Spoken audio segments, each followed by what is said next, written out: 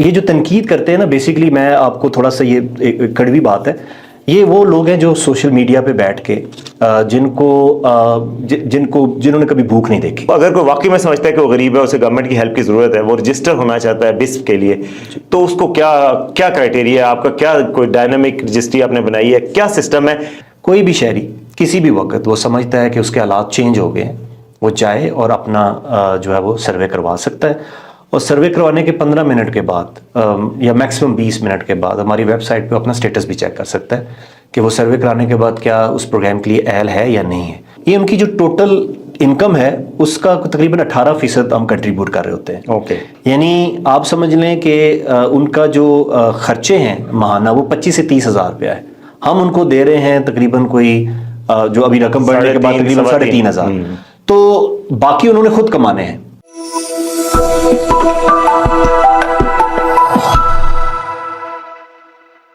السلام علیکم. وی ایکسکلوسیو کے ساتھ میں ہوں وسیم عباسی. آج ہمارے مہمان ایک ایسی شخصیت ہیں جو پاکستان میں غربت کے خاتمے کے لیے سرگرم عمل ہیں. بے نظیر انکم سپورٹ پروگرام بسپ کے ڈی جی ہیں نوید اکبر صاحب.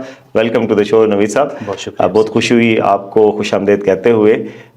یہ بتائیے گا کہ بسپ اس وقت پاکستان میں کتنی خواتین کی زندگیوں کو بدل رہا ہے؟ جی بہت شکریہ وسیم صاحب. بے نظیر انکم سپورٹ پروگرام بنیادی طور پہ آپ کو پتہ ہے کہ سطح غربت سے نیچے زندگی لوگ گزار رہے ہیں ان کی مالی معاونت کا پروگرام ہے، اور اس وقت ہم تقریباً 93 لاکھ خاندانوں کو جو سیمائی مالی معاونت ہے وہ فراہم کر رہے ہیں. اس میں مختلف قسم کی مالی معاونت ہے. ایک مالی معاونت ہے جو کہ ان کو ان کے بچوں کو اسکول بھیجنے پہ بھی دی جاتی ہے، جس کو ہم کنڈیشنل کیش ٹرانسفر کہتے ہیں.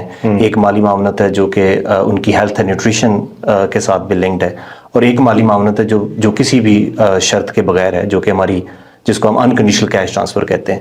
سو یہ مختلف قسم کی جو مالی معاونت ہے وہ ہم 93 لاکھ ملک بھر کی 93 لاکھ خواتین کو یعنی کہ تقریباً فراہم کر رہے ہیں. 1 کروڑ کے قریب خواتین ہیں، اور وہ جو ان کے ساتھ ظاہر ہے ان کے ہسبینڈ بھی ہوں گے، فیملی بھی ہوگی، تو تقریباً آپ کیا کریں؟ آپ سمجھ لیں کہ یہ 93 لاکھ یا 1 کروڑ خاندان ہے، کیونکہ جو خاتون خانہ ہے اس کو ہم نے اس لیے سلیکٹ کیا ہوا ہے مالی معاونت کے لیے کہ وہ ہمارے خیال میں بہتر طریقے سے جو ہے وہ اس کی سپینڈنگ کر سکتی ہے اس مالی معاونت کی. تو یہ 93 لاکھ خاندان یا 1 کروڑ کے تقریباً قریب خاندان ہیں جو اس پروگرام سے مستفید ہو رہے ہیں. اچھا، بہت سارے لوگ کہتے ہیں کہ یہ اس سے کنٹریبیوشن کیا ہو رہی ہے، غربت واقعی میں پاکستان میں ختم ہوئی کہ نہیں ہوئی؟ تو آپ کے خیال میں اس پروگرام میں خرچہ کتنا آتا ہے، اور اس خرچے کا کوئی واقعی میں از اٹ ورتھ اٹ، مطلب کہ یہ پروجیکٹ؟ دیکھیں بڑا اچھا سوال ہے آپ کا. ہمارا اس وقت جو سالانہ بجٹ ہے وہ تقریباً 471 ارب روپے ہے. 471 ارب جی، اور کافی بڑی اماؤنٹ ہے. اس میں بیسیکلی جس طرح میں نے کہا کہ یہ بنیادی طور پہ ایک مالی معاونت کا پروگرام ہے. غربت جو ہے وہ چند دنوں سے یا چند انٹرونشن سے یا چند مخصوص پروگراموں سے ختم نہیں کی جاتی. غربت ختم کرنے کے لیے آپ کو اکنامک گروتھ بھی چاہیے ملک میں، آپ کو ایسی اپرچونٹیز بھی چاہیے جن کے تھرو لوگ جو ہے ان لوگ اپرچونٹیز کو پارٹیسپیٹ کر کے پھر غربت سے نکلیں. یہ پروگرام بیسیکلی آپ یہ سمجھ لیں کہ جو انکم اور ایکسپینڈیچر کا جو گیپ ہوتا ہے، ہماری جو فیملیز ہیں جو سطح غربت سے نیچے گزار رہی ہوتی ہیں، اس گیپ کو فل کرتا ہے. میں اس کی چھوٹی سی مثال دیتا ہوں کہ اگر کسی کی ماہانہ جو آمدن ہے وہ 25,000 روپیہ، لیکن ان کے اخراجات جو ہیں وہ 28 یا 30,000 ہیں، تو وہ کیا کریں گے؟ ان کے پاس کیا آپشن ہے اس 3,000 کے گیپ کو فل کرنے کے لیے؟ ان کے پاس آپشن یہ ہے وہ کسی سے قرض مانگیں گے، ان کے پاس آپشن یہ ہے وہ بھیک مانگیں گے، یا کوئی بھی ایسا کام کریں گے کیونکہ انہوں نے اپنا گزر بسر تو کرنا ہے. تو بے نظیر انکم سپورٹ پروگرام یا حکومت پاکستان جو ہے وہ بنیادی طور پر وہ آمدن اور جو ان کے اخراجات ہیں اس گیپ کو اس مالی معاونت کے ذریعے فل کر رہے ہیں. اور obviously یہ امداد اتنی زیادہ نہیں ہے کہ اس مدد سے لوگ سطح غربت سے جو ہے وہ اپنا اوپر چلے جائیں گے. اس کے لیے وقت درکار ہے. لیکن اگر یہ مالی معاونت نہ ہو تو جو لوگوں کو ہم سپورٹ کر رہے ہیں جو سطح غربت سے نیچے زندگی گزارے وہ مزید سطح غربت سے نیچے چلے جائیں گے، بیکاز ان کو اپنی خوراک، بچوں کے کپڑے، بچوں کی تعلیم، اس کو مینج کرنے کے لیے کہیں نہ کہیں سے ان کو کہیں نہ کہیں سے آمدن ریکوائرڈ ہے. دوسری بات یہ ہے کہ یہ جو مالی معاونت جو ہم فراہم کر رہے ہیں یہ صرف آپ یہ نہ دیکھیں کہ جس خاتون خانوں کو مل رہی ہے اس کا کیا فائدہ ہے. یہ مالی معاونت لوکل اکانومی کو کنٹریبیوٹ کرتی ہے. یہ جو پیسہ ہم اپنی خاتون خانہ کے ہاتھ میں دیتے ہیں وہ خرچ کہاں پہ کرتی ہے؟ وہ خرچ کرتی ہے جا کے اپنی لوکل کریانہ کی شاپ پہ. تو وہاں پہ ایک اکنامک ایکٹیویٹی جنریٹ ہوتی ہے، اس کی ایک امپلائمنٹ جنریٹ ہوتی ہے.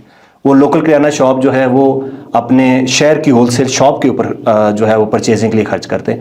تو یہ جب خاتون خانہ کے ہاتھ میں پیسہ جاتا ہے تو بیسیکلی آپ یہ کہیں کہ یہ لوکل اکانومی کو کنٹریبیوٹ کر رہا ہے. تو یہ 471 ارب روپیہ کسی مال میں خرچ نہیں ہو رہا، یہ لوکل اکانومی میں خرچ ہو رہا ہے. تو اس کی وجہ سے جو لوگ اکنامک ایکٹیویٹی جنریٹ ہوتی ہے سطح غربت سے نکلتے ہیں، وہ اس کا ایک پلس پوائنٹ ہے. اچھا. تو یہ لیکن کچھ لوگوں کا دیکھیں ایک اور اعتراض جو لوگوں کی طرف سے آتا ہے، وہ کچھ لوگوں کی طرف سے آتا ہے، مطلب ان لوگوں کی طرف سے نہیں جو بینیفیشری ہیں، لیکن کچھ لوگوں کی طرف سے یہ اعتراض آتا ہے کہ جی یہ اتنے پیسے 471 جاب کریشن پہ لگ سکتے تھے، لوگوں کو فعال شہری بنانے میں، کارآمد شہری بنانے میں استعمال ہو سکتے تھے.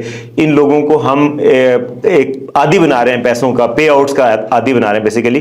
تو آپ کے خیال میں ایک یہ طریقہ نہیں تھا کہ اگر ہم ان کو کوئی ہنر سکھا دیتے، جس طرح کہ ہمارے اسلام میں بھی ہے کہ ہنر سکھا دیں، وہ خود سیلف سفیشینٹ ہو جائیں، یہ ہنر سکھانے میں اور اس میں کوئی آپ سمجھتے نہیں ہے کہ کیا پھر آپ کا آرگومنٹ کیا ہوگا اس کے جواب دیکھیں میں؟ وسیم صاحب، جب پیٹ میں کھانا ہی نہیں ہے اور بچے بھوکے ہوں تو جو ہنر ہے یا کسی اور ایکٹیویٹی میں کیسے لوگ پارٹیسپیٹ کریں گے؟ سب سے بنیادی جو ضرورت ہے وہ کھانا ہے، نہ صرف اپنا کھانا بلکہ بچوں کے لیے کھانا. تو جب تک آپ وہ ضرورت پوری نہیں کریں گے، کوئی بھی ہم بھی اگر ہمیں آپ اگر بھوکا رکھیں گے تو ہمیں آپ کہیں کہ جی آپ یہ ہنر سیکھیں یا کوئی اکنامک ایکٹیویٹی میں پارٹیسپیٹ کریں تو ہمارا دل ہی نہیں لگے گا اس میں. تو سب سے ضروری یہ ہے کہ سب سے پہلے ان کی غذا کی ضرورت کو پورا کیا جائے، اور یہ پروگرام وہ کر رہا ہے. دوسرا، ہمارے ملک میں بے شمار ہنر کے پروگرام، بے شمار جو اکنامک ادر جو انیشیٹوز ہیں نوجوانوں کے لیے ڈفرینٹ پروگرامز وہ چل رہے ہیں اور چلتے رہے ہیں وقتاً فوقتاً. لیکن یہ جو تنقید کرتے ہیں نا، بیسیکلی میں آپ کو تھوڑا سا یہ کڑوی بات ہے، یہ وہ لوگ ہیں جو سوشل میڈیا پہ بیٹھ کے جنہوں نے کبھی بھوک نہیں دیکھی. آپ ان لوگوں سے پوچھیں، کیونکہ جن لوگوں کو ہم ڈیل کر رہے ہیں، جن لوگوں تک یہ مالی معاونت دے رہے ہیں، ان کی کوئی وائس نہیں ہے، ان کی کوئی آواز نہیں ہے. وہ اپنے کیس کو ڈیفینڈ نہیں کر سکتے. ان کا کیس ہم نے، آپ نے یا ہم جیسے لوگوں نے ہی ڈیفینڈ کرنا ہے. اور ان کا کیس ہم اس طریقے سے ڈیفینڈ کرتے ہیں کہ ہمارے بہت سارے خاندان ایسے ہیں وسیم صاحب جن کو دن میں 3 ٹائم کھانا بھی نہیں ملتا.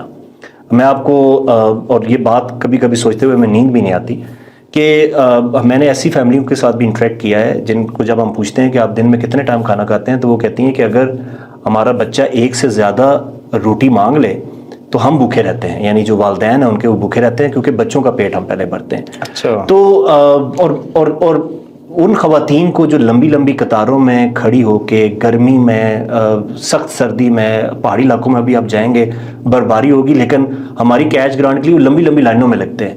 تو اس کیش گرانٹ کی، اس مالی معاونت کی اہمیت ان سے پوچھنی چاہیے اور ان سے پوچھنا چاہیے. میں اکثر بات یہ کہتا ہوں اور یہ لوگ اکثر کہتے ہیں کہ جی آپ ان سے بیکاری بنا رہے ہیں یا ان کو عادت ڈال رہے ہیں. دیکھیں ہمارے ملک میں بجلی کے اوپر سبسڈی دی جاتی ہے، ہمارے ملک میں گیس کے اوپر سبسڈی دی جاتی رہی ہے اور دی جاتی ہے، پیٹرول کے اوپر سبسڈی دی جاتی ہے اور دی جاتی رہی ہے. اس کا تو غریب کو کوئی فائدہ نہیں ہے، وہ تو امیر آدمی سب کے لیے ہی ہوتی ہے. ہاں، آپ نے اکثر دیکھا ہوگا کہ جب پیٹرول کی یا گیس کی یا بجلی کی پرائسز بڑھتی ہیں تو سب سے زیادہ سوشل میڈیا کے اوپر شور اس کا اٹھتا ہے. وہ کون بیسیکلی شور کرتا ہے؟ وہ بیسیکلی جو اپر مڈل کلاس ہے، جو افیکٹ ہو رہے ہوتے ہیں، وہ افیکٹ ہو رہے ہوتے ہیں نا. غریب بندے کو تو آپ بے شک پیٹرول جتنا مرضی مہنگا کر دیں اس کو کوئی پرواہ نہیں ہے. اس کو پتہ ہے کہ اس کے پاس تو سائیکل ہے، اس نے تو یوز کرنی نہیں ہے. اس کے اوپر انڈائریکٹ اثر پڑتا ہے انڈائریکٹ اثر پڑتا ہے ٹرانسپورٹیشن، گوڈز ٹرانسپورٹ. اس کے لیے بیسیکلی اس کے ہاتھ میں ڈائریکٹ کیش ٹرانسفر جو ہے وہ پہنچانا ضروری ہے. یعنی یہ ایک آپ کہنا چاہ رہے ہیں کہ یہ ڈائریکٹ سبسڈی ہے انڈائریکٹ سبسڈی کے مقابلے میں، جو کہ ہمارے فارمر کچھ وزرائے خزانہ بھی کہتے رہے ہیں کہ اس کا فائدہ کوئی نہیں ہوتا، امیر لوگ فائدہ اٹھا جاتے ہیں. دیکھیں نا، اگر میں چھوٹی سی مثال دے رہا ہوں کہ اگر آٹے پہ آپ سبسڈی دیتے ہیں تو وہ تو ہر بندہ ہر ایک کے لیے، لیکن اگر آپ آٹا اس کی ایکچوئل پرائز پہ بیچیں اور جو بندہ افیکٹ ہے یعنی جو پورے سب پورا غریب ہے اس کو آپ وہ سبسڈی کیش کی صورت میں دے دیں. بالکل. اچھا، اس سے پھر اگلا سوال یہ پیدا ہوتا ہے کہ یہ جو لوگ آپ نے چنے ہیں یہ واقعی پورا آف دی پور ہیں بھی کہ نہیں ہیں؟ اس چیز کو اسرٹین کرنے کا کیا آپ کا کرائٹیریا ہوتا ہے کہ آپ کے جو بینیفیشریز ہیں وہ ریئل میں نیڈی ہیں، ریئل میں ڈیزرونگ ہیں؟ اس چیز کے لیے کیا آپ کے اسیسمنٹس کا کیا اندازہ ہوتا ہے؟ دیکھیں ہمارا جو سلیکشن کا پروسیس ہے وہ مکمل طور پر ایک سائنسی بنیادوں کے اوپر چل رہا ہے. ہم کرتے یہ ہیں کہ ہمارا ایک تقریباً 63 سوالوں کا ایک کویشچنر ہے، پرفارما ہم اس کو کہہ سکتے ہیں، وہ ہم ہر گھرانے کا فل کرتے ہیں۔ سوال جواب ہوتے ہیں، بیسیکلی ہم ان کے ایسٹس کے اوپر، ان کے جو اثاثہ جات ہیں گھر پہ، ان کے گھر میں رہنے والے جو فیملی کے افراد ہیں، ان کی ایجوکیشن، ان کی امپلائمنٹ، ان کا سارا سٹیٹس جو ہے وہ ہم ان سوالوں کے ذریعے جانچنے کی کوشش کرتے ہیں۔ ہمارا طریقہ کار یہ ہے کہ ہم وہ سوال جواب کرتے ہیں، اس سوال جواب کرنے کے بعد ہر سوال کو ایک سرٹن سکور ایلوکیٹ کرتے ہیں، اس کے بعد آٹومیٹکلی ان کا ایک غربت کا سکور کیلکولیٹ ہوتا ہے، اور جتنے بھی گھرانے ہیں وہ 0 سے لے کے 100 کے سکور میں ڈیوائیڈ کر دیے جاتے ہیں۔